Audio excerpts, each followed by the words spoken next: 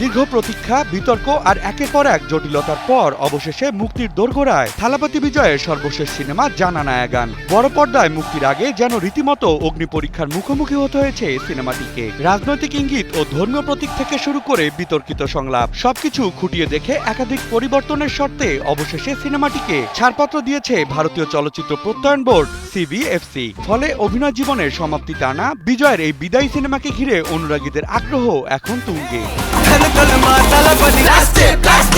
ভারতীয় গণমাধ্যমের তথ্য মতে জানা নায়াগান সিনেমাটি বিভিন্ন রাজনৈতিক এবং ধর্মীয় প্রসঙ্গে সেন্সর বোর্ডের আপত্তির মুখে পড়ে, যেখানে বিজয় রাজনৈতিক দল তামিলাগা ভেত্রি কাগাজমের নাম উল্লেখ থাকায় সেসব অংশ নিঃশব্দ করে দেওয়া হয়েছে। এতে বিকল্প শব্দ ব্যবহার করার নির্দেশ দেওয়া হয়েছে। এছাড়াও ছবির একটি দৃশ্যে জাতীয় পতাকা মাটিতে পড়ে যাওয়ার অংশ সম্পূর্ণ বাদ দেওয়া হয়েছে। ধর্মীয় অনুভূতির বিষয় বিবেচনায় মিউট করে দেওয়া হয়েছে সিনেমাটির একাধিক সংলাপের গুরুত্বপূর্ণ শব্দাংশ।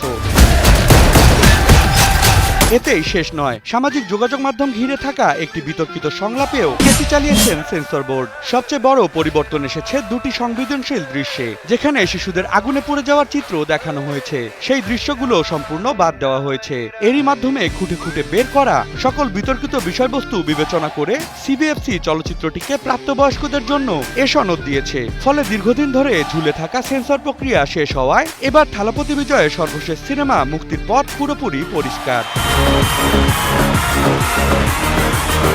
রাজনৈতিক জীবনে নিজেকে পুরোদমে সমর্পণের আগে থালাপতি বিজয় অভিনীত এই সিনেমাটি মূলত চলতি বছরের জানুয়ারিতেই মুক্তি পাওয়ার কথা ছিল। তবে সেন্সর জটিলতার কারণে শেষ পর্যন্ত তা স্থগিত হয়ে যায়। তারপরও মুক্তির আগে সিনেমাটির অগ্রিম টিকিট বিক্রি গিয়ে পৌঁছায় প্রায় 1 কোটি রুপিতে, যা বিজয়ের জনপ্রিয়তার আরেকটি বড় প্রমাণ। সবকিছু ঠিকঠাক থাকলে আগামী 24 জুলাই বড় পর্দায় আসছে জানা নায়াগান, আর সঙ্গে নিয়ে আসছে থালাপতির অভিনয় জীবনের শেষ অধ্যায়ের পর্দা নামার মুহূর্ত।